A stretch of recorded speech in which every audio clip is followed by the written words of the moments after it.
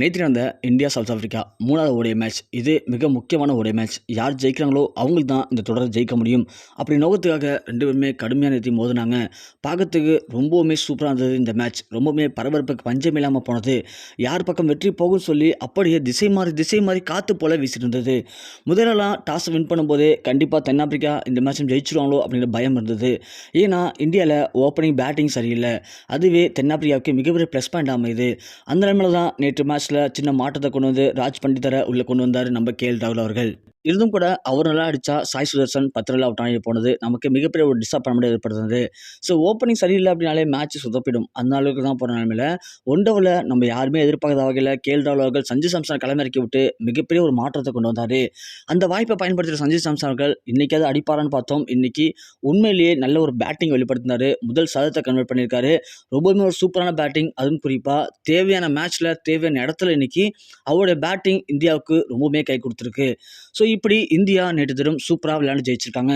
இந்த வெற்றி குறித்தும் அதோட இந்த மேட்ச்க்கான தோல்வி குறித்து என்ன காரணங்கள் அப்படிங்கிற மாதிரி தென்னாப்பிரிக்காவுடைய கேப்டனான மார்க்ரம் அவர்கள் மிக முக்கியமான ஒரு அதிர்ச்சி பேட்டி ஒன்று கொடுத்துருக்காரு. நேற்று மேட்ச் முடிஞ்சதுக்கு பிறகு போஸ்ட் மேட்ச் ப்ரெசன்டேஷனில் கலந்துக்கிட்ட மார்க்ரம் அவர்கள் அவங்களுடைய பிளேயர்ஸ் குறித்து நல்லாவே ஒரு சில விஷயங்களை பேசியிருந்தாங்க. அதில் இந்த வெற்றி குறித்தும் அதாவது இந்த தென்னாப்பிரிக்காவுடைய தோல்வி குறித்தும் மிக முக்கியமான கருத்தை பகிர்ந்திருக்காரு. நாங்கள் நினச்சது ஒன்று, நடந்தது ஒன்று. நாங்கள் இதை எதிர்பார்க்கவே இல்லை இந்தியா ஜெயிப்பான்னு சொல்லிட்டு. மேட்ச் கிட்டத்தட்ட 25 ஓவர் வரைக்குமே எங்கள் கையில் தான் இருந்தது. அடுத்ததாக ஒரு 20 ஓவருக்கு வெறும் 130 ரன்கள் தான் அடிக்க முடியாது. சுமார் சொல்லணும் அப்படின்னா 120 பாலுக்கு 130 ரன்கள் தான். ஸோ ஈஸியாக அடித்து ஜெயிச்சிடும் தான் நாங்கள் நினச்சோம். ஆனால் அங்கே தான் எங்கள் பிளேயர்ஸ் எல்லாமே கோட்டை விட்டாங்க. நாங்கள் முதலுடைய மேட்ச்சில் டக்குன்னு ரன் அடித்து ஜெயிக்கணும்னு நினச்சோம். அதுவே எங்களுக்கு மிகப்பெரிய ஒரு ஏமாற்றத்தை அடித்து நாங்கள் தோற்று போனோம். 2வது உடைய மேட்ச்சில் அதை தான் நாங்கள் முடிவு பண்ணோம். ரன் தேவையில்ல, நாம் ஒரு 25 ஓவர் வரைக்கும் விக்கெட் விடாமல் வச்சுக்கணும். அதுதான் நமக்கு நல்லதுன்னு சொல்லி நாங்கள் ரொம்ப நிதானமான ஆட்டத்தை வெளிப்படுத்துகிறோம். அதற்கேற்ற மாதிரி தான் இந்தியா கடுமையான பவுலிங் வீசி பார்த்தோம். எங்களை அவுட் ஆக முடியலன்னு சொல்லி அவங்களே சவுந்து போயிட்டாங்க. அவங்களுக்கே அந்த கான்ஃபிடென்ட் போயிடுச்சு நம்ம ஜெயிப்போம் அப்படிங்கிறது. அதற்கு பிறகு நாங்கள் எங்களுடைய அதிரடியான ஆட்டத்தை காட்டி ஈஸியாக ஜெயித்தோம்.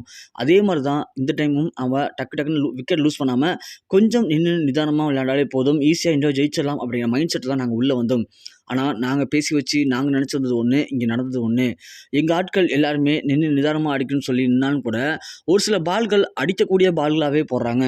அதனால் அவங்க அதை அடித்து தீரணும் அப்படி கட்டாயத்து வராங்க. 2 பால் அடிச்சுட்டா 2 4 போயிடுச்சுன்னா 3வது பாலும் 4 அடிக்க ட்ரை பண்ணுறாங்க. அதுதான் இந்தியாவுடைய மாஸ்டர் பிளானாக இருந்திருக்கு.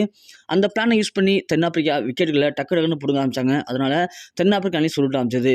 கிட்டத்தட்ட 120 பாலுக்கு 130 ரன் தான் அடிக்க வேண்டிய நிலைமை இருந்த காட்டுதல கண்டிப்பாக தென்னாப்பிரிக்கா பக்கம் தான் வெற்றி வாய்ப்பு அதிகமாகவே இருந்தது.